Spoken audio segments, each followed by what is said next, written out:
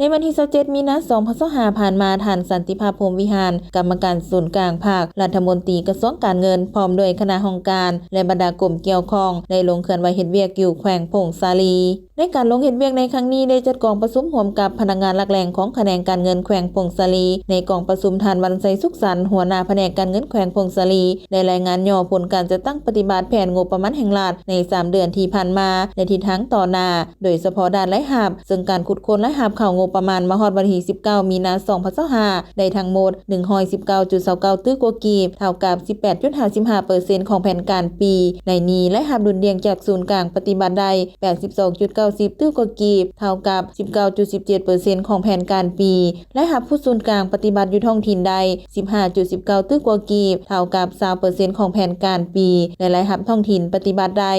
21.18 ตื้อกว่ากีบเท่ากับ 15.69% ของแผนการปีด้านรายจ่ายการจะตั้งปฏิบัติทั้งหมด 62.16 ตื้อกว่ากีบเท่ากับ 10.96% ของแผนการปีสำหรับทิศทางแผนการเวกจุดสูง9เดือนของปี2025เพื่อให้บรรลุงบประมาณแห่งรัฐประจำปีหรือลื่นแผนการปีนั้นจะได้สุ่มใส่หัวหน่วยทั้งหมดของแขวง 2,289 หัวหน่วยและจะสู่ส่วนเก็บรายรับจากฐานดังกล่าวประมาณ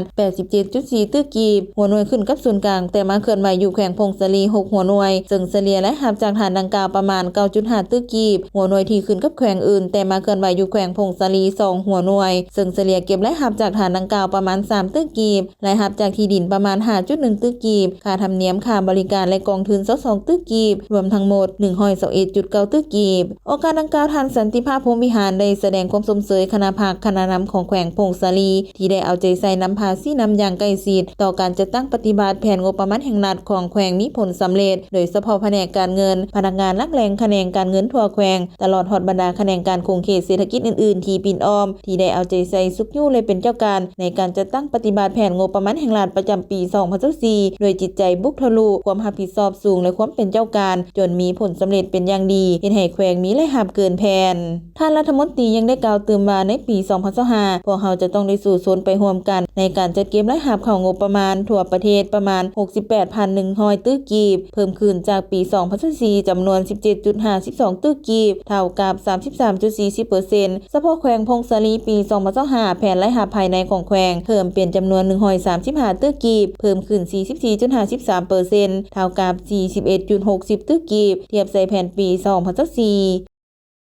การไปเยี่ยมยามและเคลื่อนไหวเฮ็ดเวียกที่แขวงพงสาลีในครั้งนี้ท่านสันติภาพพรหมวิหารพร้อมด้วยคณะยังได้เข้าพบปะการนำของแขวงโดยการต้อนรับของท่านวิศรลาวเมาห้องเจ้าแขวงพงสาลีนอกจากนี้ยังได้ลงสุกอยู่การเก็บอากรที่ดินอยู่เมืองบุญเหนือแขวงพงสาลีเพื่อชี้นำด้านการปฏิบัติงบประมาณให้เป็นเจ้าการในการเก็บพันธะหันเข้าสู่ระบบทันสมัย